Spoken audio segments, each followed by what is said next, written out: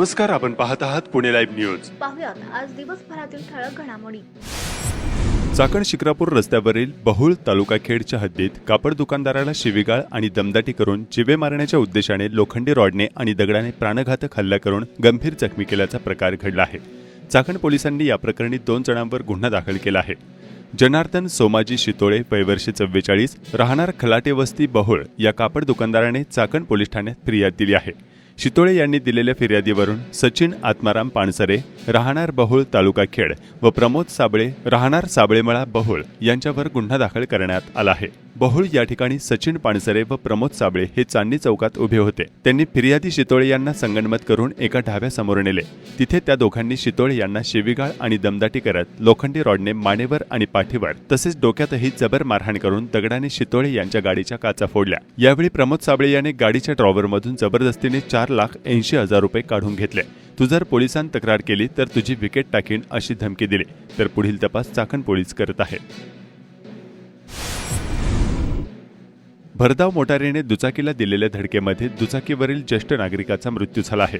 हा अपघात मरकळ येथील इंद्रायणी नदीच्या पुलावर घडला आहे. या प्रकरणी सागर दत्तात्रय गोसावी वय वर्ष 32 राहणार चिखले यांनी आळंदी पोलीस ठाण्यात रविवारी 30 जून रोजी फिर्याद दिली आहे. फिर्यादीवरून पोलिसांनी कार चालक सुमित सोमनाथ पठारे वय वर्ष 21 राहणार दिघे याच्यावर गुन्हा दाखल केला आहे. फिर्याद वडील दत्तात्रय परशुराम गोसावी वय वर्ष 60 हे अपघातात ठार झाले असून आळंदी पोलिसांनी याबाबत गुन्हा दाखल केला आहे.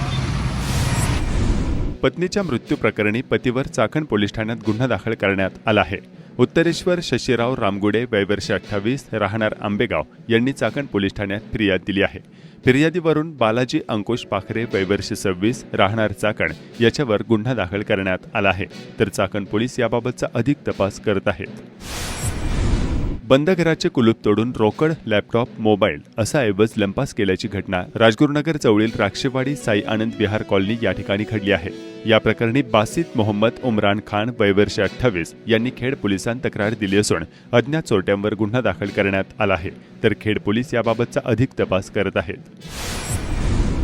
कंपनीच्या अपरोक्ष त्यांच्या ब्रँडचे पार्ट बनवून त्याची परस्पर विक्री केल्याप्रकरणी एका दुकानदारावर गुन्हा दाखल करण्यात आला आहे.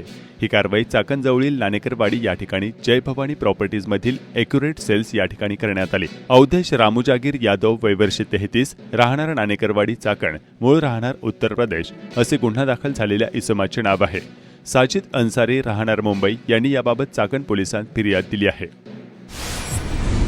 पुणे जिल्हा मध्यवर्ती सहकारी बँक मर्यादित यांच्या आर्थिक सहकार्यातून राजगुरुनगर या ठिकाणी गेल्या 160 वर्षांपासून वाचन संस्काराचे प्रभावी कार्य करणाऱ्या सार्वजनिक वाचनालयाला 50,000 रुपयांची देणगी दिली. खेड तालुक्याचे आमदार व पुणे जिल्हा सहकारी बँकेचे संचालक दिलीप मोहिते पाटील यांच्या हस्ते वाचनालयाचे मानद सचिव राजेंद्र सुतारी यांनी देणगीचा चेक स्वीकारला. अवघ्या वारकरी संप्रदायाचे ऊर्जास्त्रोत असणाऱ्या श्रीक्षेत्र देहुगाव आणि श्रीक्षेत्र आळंदीतील पवित्र इंद्रायणी नदी गटारगंगा झाली आहे.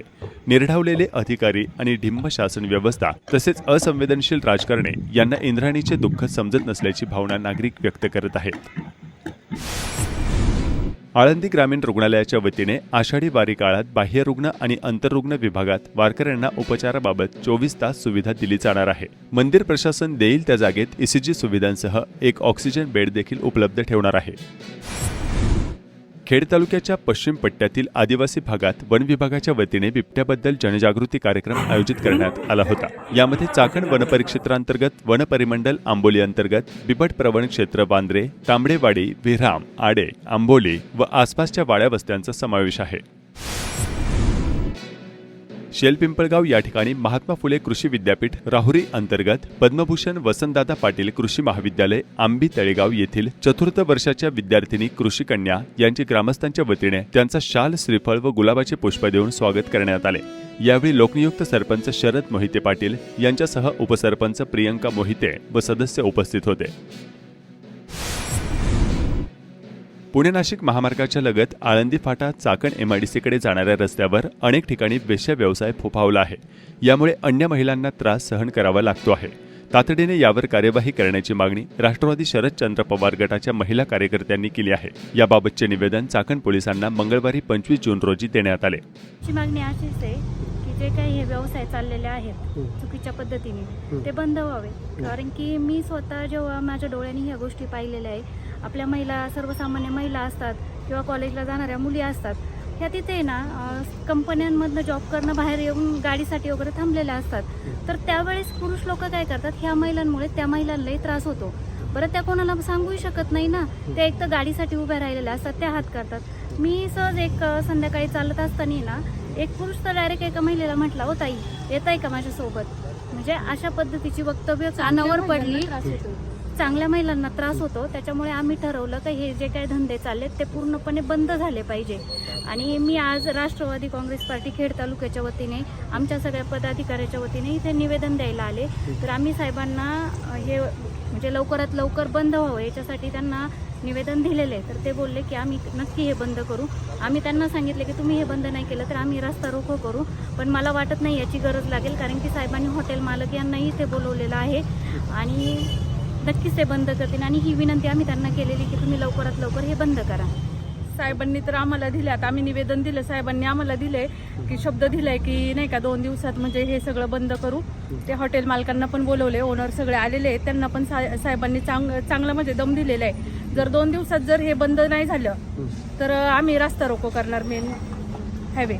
आणि मला तर असं वाटतं पण साहेब ॲक्शन घेतील. एसीपींना मला हेच सांगायचं आहे की जे पण हे चाललेले आहे हे चुकीची कामं, म्हणजे जे एकदम नाही का दिवसा ढवळ्या रात्रीचं मेन रस्त्याला हा पालखीचा मार्ग आहे, आता पालखी जाणार आहे आणि यांना 2-3 वेळा निवेदन देऊन पण हे लोक ॲक्शन घेत नव्हते.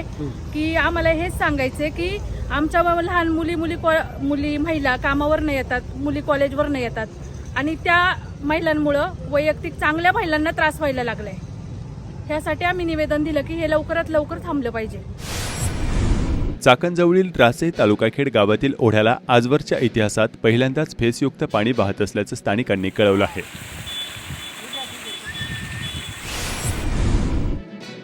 वाळत गावच्या परिसरात 14 ट्रीजच्या सहकार्यानं 1000 झाडांचे वृक्षारोपण करण्यात आले.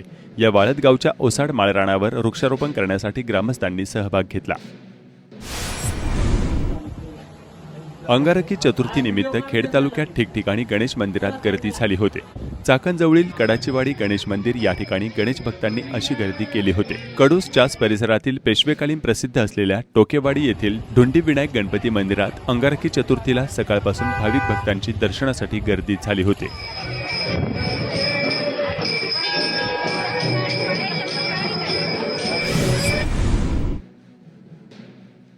चाकण शहरातील हायमास्क दिवे मागील अनेक दिवसांपासून बंद आहेत. पालिका प्रशासनाचे याकडे दुर्लक्ष होत आहे. आमिर टॉकीज समोरील हायमास्क गेले 6 महिन्यांपासून बंद असल्याचं स्थानिक नागरिक सांगत आहेत. पुणे नाशिक महामार्गावर सेवा रस्त्यांना पडलेले जीवघेणे खड्डे कोण बुजवणार असा प्रश्न निर्माण झालाय. आज मंगळवारी पुन्हा एका मोटाऱ्यात अडकून पडली होती.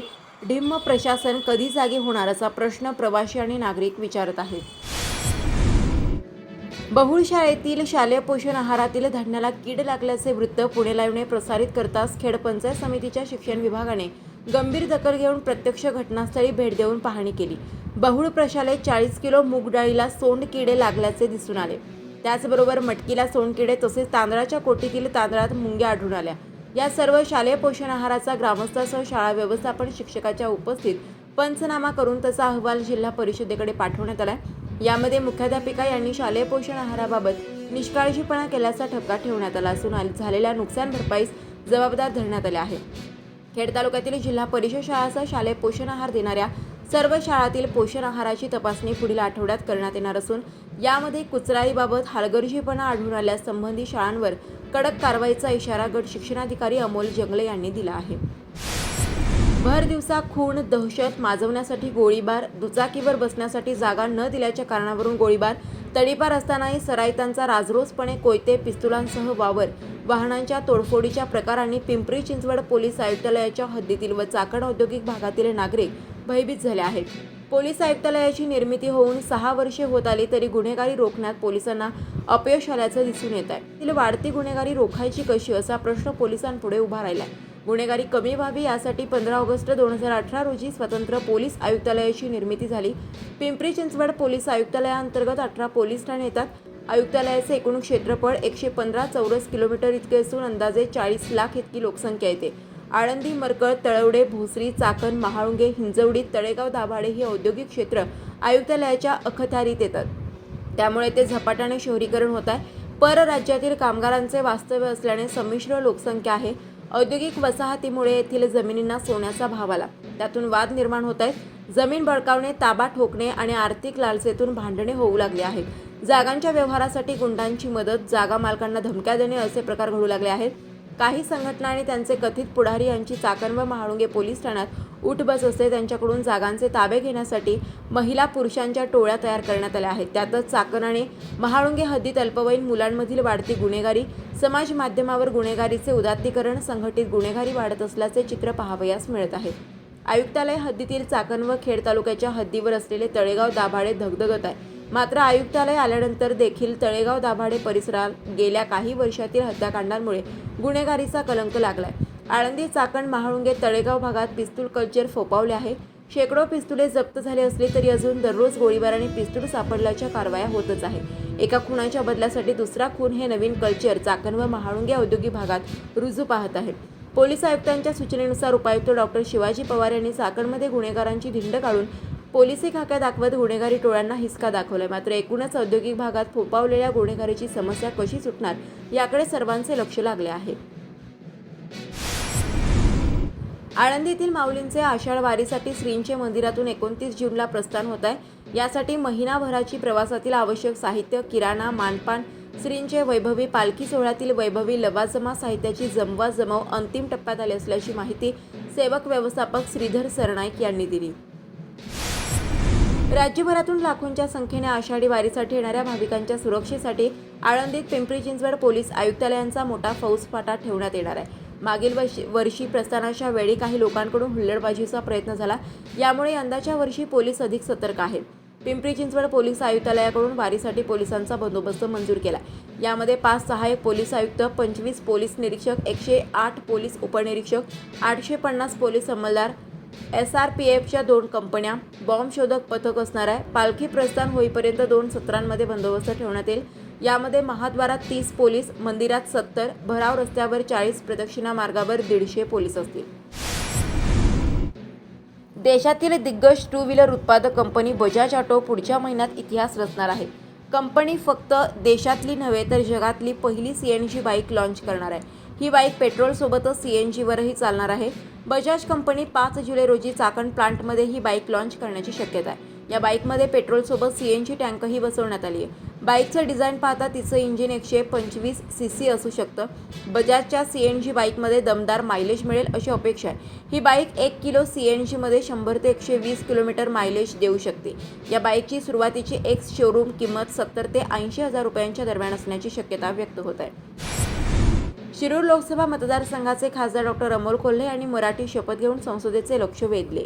मी डॉक्टर अमोल रंजना रामसिंग कोल्हे लोकसभेचा सदस्य म्हणून निवडून आलो असल्याने परमेश्वरास स्मरून शपथ घेतो की मी कायद्याद्वारे स्थापित भारतीय संविधानाप्रती अनन्य श्रद्धा व निष्ठा बाळगीन व भारतीय सार्वभौमत्वाचे आणि भारतीय एकात्मतेचे निर्धारानं रक्षण करीन आणि जे कर्तव्य आता मला प्राप्त होत आहे ते प्रामाणिकपणाने पार पाडेन. जय शिवराय, जय महाराष्ट्र. नमस्कार, आपण पाहत आहात पुणे लाईव्ह न्यूज.